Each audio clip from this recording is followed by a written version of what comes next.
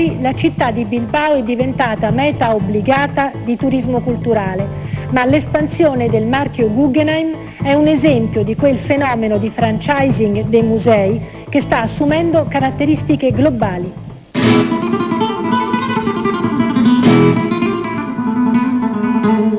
L'esempio del Guggenheim, una delle più importanti istituzioni museali del mondo, è la prova che la geografia delle strategie culturali sta cambiando.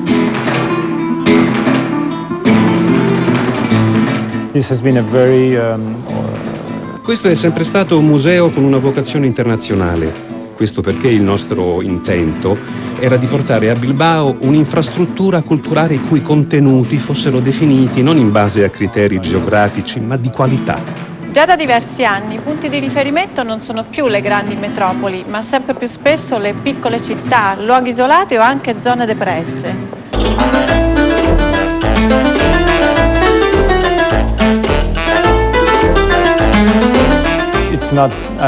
Non è che la Fondazione abbia deciso dall'oggi al domani di costruire un museo a Bilbao. Questo è il risultato di un processo molto più lungo nato dall'esigenza della Fondazione Guggenheim di espandere la loro presenza nel mondo, in particolare in Europa.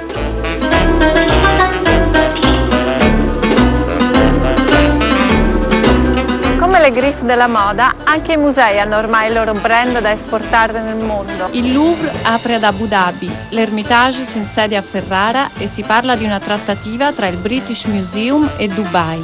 E il Guggenheim ha già 6 sedi nel mondo e il loro programma di espansione non sembra essere terminato. Ad aver lanciato per prima l'idea che un'istituzione non dovesse per forza essere limitata alla propria casa madre è stata proprio la Fondazione Guggenheim 50-60 anni fa. Contrariamente a un luogo comune piuttosto diffuso, non si tratta di una iniziativa da franchising, ma l'esatto opposto. Nel franchising si cerca di perseguire l'omogeneità. Quindi il Museo Guggenheim di Bilbao è un'istituzione a sé stante e molto diversa. Faccian li ghibellini, faccian lor arte sott'altro segno, che mal segue quello sempre chi la giustizia e lui di parte. E non la batta e sto Carlo bello coi guelfi suoi, ma tema degli artigli, da più alto leone trasta l'ovello.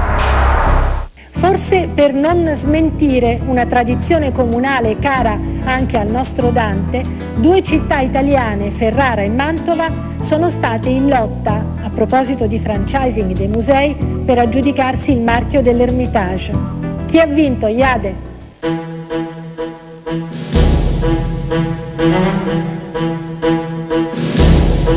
Siamo a Ferrara, davanti a Castello Estense, che sarà la nuova sede di rappresentanza dell'Hermitage Museum di San Pietroburgo. Ferrara sarà la 5ª città al mondo dopo Las Vegas, Londra, Kazan e Amsterdam.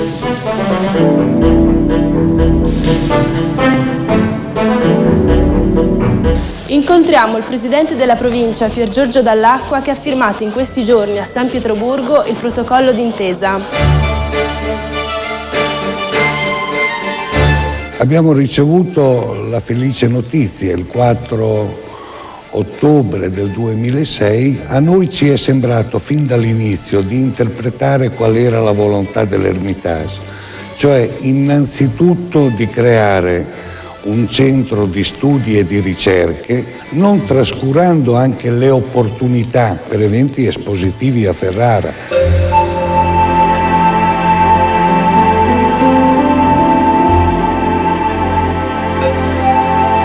Il centro costerà circa 350.000 euro all'anno e svolgerà attività di ricerca e di studio legati alla catalogazione, al restauro e alle attività editoriali.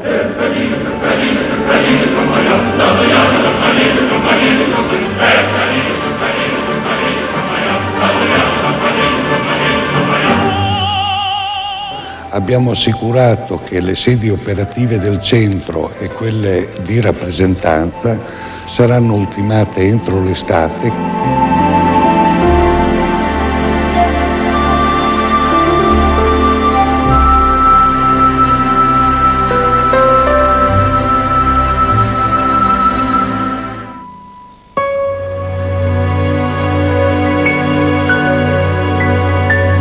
Ci ha assicurato il direttore del museo che nella primavera del 2008 farà una mostra sulla pittura ferrarese del Cinquecento. Questo voleva essere un omaggio alla città di Ferrara.